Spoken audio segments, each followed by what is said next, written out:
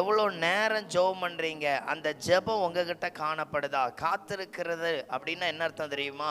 நீங்கள் ஜெபம் பண்ணுற இடத்துல இயேசுடைய சத்தம் கேட்குற அளவுக்கு, இல்லைன்னா நீங்கள் கவலையோடு வந்திருப்பீங்கன்னா இந்த கவலை மாறுற அளவுக்கு ஜெபம் பண்ணணும். எது மாறுற அளவுக்கு ஜெபம் பண்ணணும்? நிறைய பேர் ஜெபம் பண்ணுற இடத்துல உற்சாகம் இருக்கும், எந்திரிச்சு போகும்பொழுது அதே கவலையோடு எந்திரிச்சு போவாங்க. அப்படி ஜெபத்தில் போகிறது அல்ல ஜெபம். காத்திருந்தேங்கிறது அல்ல. நான் காத்திருக்கும் பொழுது மாற்றம் நடந்து கடந்து போகணுமா, அப்படிப்பட்ட ஒரு ஜெபம் என்ன பண்ணணும்? இருக்கணும். பாலியங்கிச்சோவுடைய புஸ்தகத்தில் இப்படி ஒரு வார்த்தை எழுதியிருப்பார். எப்படி தெரியுமா? அவருக்கு ஒரு சைக்கிள், ஒரு டேபிள், ஒரு சேர், இது தேவை. ரொம்ப நாளாக ஜெபம் பண்ணுறார், ஆண்டவரே எனக்கு இதை தருவீராக தருவீராக அப்படின்னு.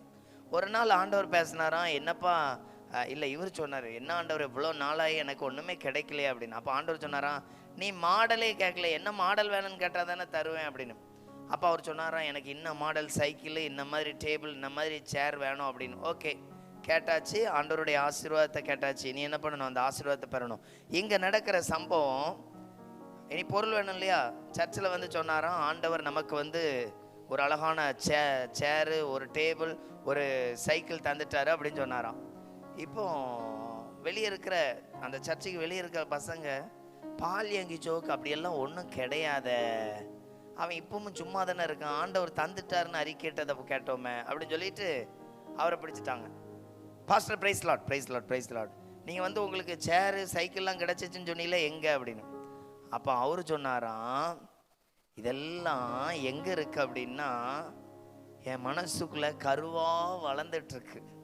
ஒரு நாள் அந்த விசுவாச பூரணப்படும் பொழுது அந்த சைக்கிள் என்ன பண்ணிடும்? வந்துடும் அப்படின்னு.